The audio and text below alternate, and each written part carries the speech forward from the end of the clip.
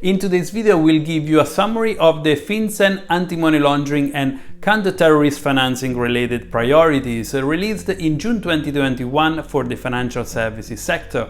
So let's jump right into today's video.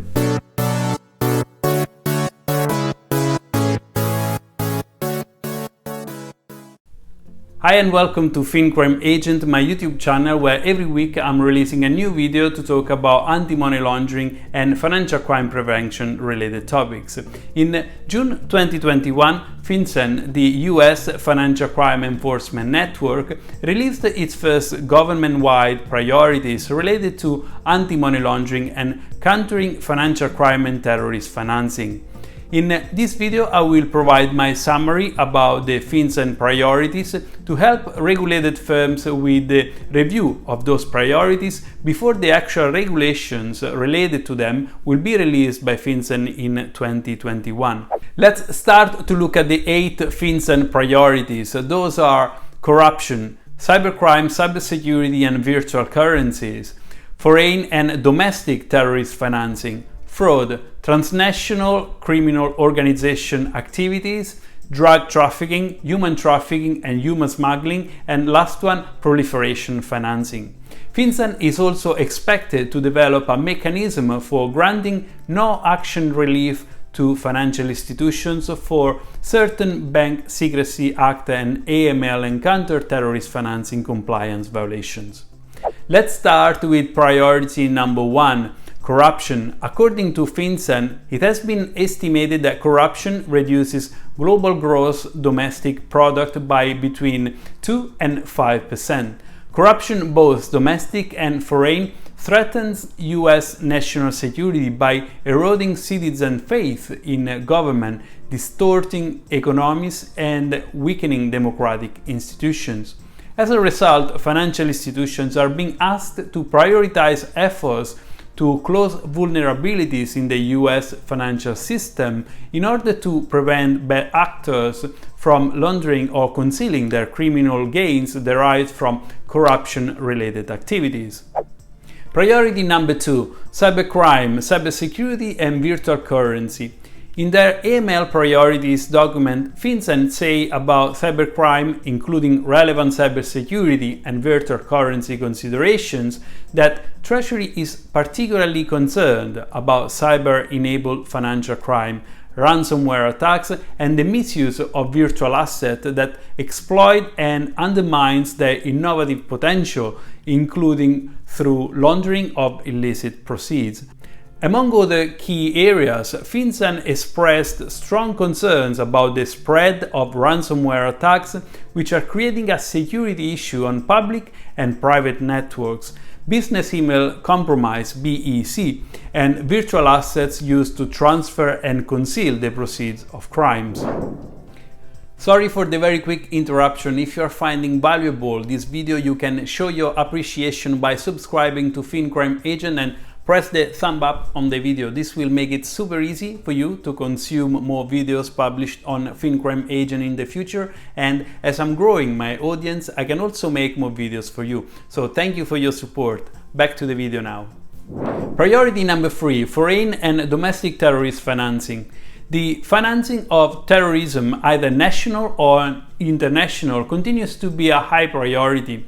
FinCEN in fact indicated that international terrorism is still relying on being funded using some of the known channels, including banks, MSBs, and cash carrier, in addition to the new technologies that are now in place, such as digital assets. In the US, the domestic financing of terrorism activity are related to anti-government extremists or racially and ethically motivated violent extremists. Priority number 4, fraud. A wide range of fraud activities are identified by FinCEN, and fraud is considered a main cause for the generation of huge amounts of illicit proceeds. Fraud schemes are still affecting banks, consumers, healthcare, securities, investment, and tax fraud. Additionally, it was noted an increase in romance scam as well, identity theft, and other type of identity fraud. Illicit funds from frauds are still laundered abroad via international accounts supported by money mules, among other illegal avenues orchestrated by criminal networks. Besides COVID-19 related frauds, there is also the presence of international intelligence agencies funding various types of espionage activities. Priority number 5: transnational criminal organization activities. Transnational criminal organization activities, including activities rolled out by drug trafficking organizations, are still of primary importance in the US. Those are often connected with other illegal activities such as human trafficking, cybercrime, wildlife trafficking, smuggling, intellectual property theft, and corruptions, all impacting significantly the lives of many people. Priority number 6: drug trafficking.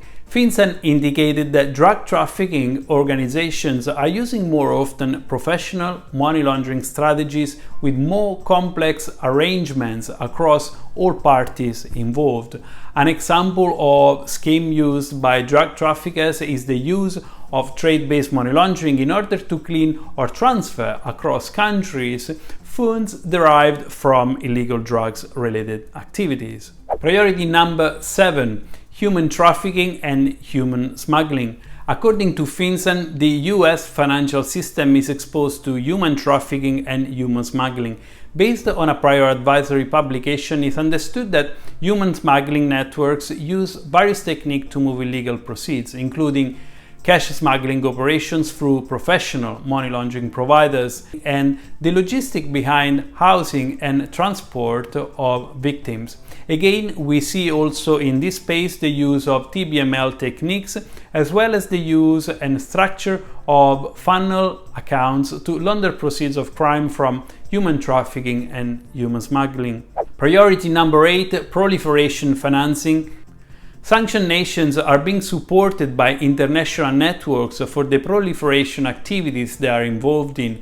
The strategies used by those nations includes the use of front companies and trade brokers to move funds into the US, and the correspondent banking area is still considered a vulnerable part of the banking system, being this in charge of transferring funds across borders.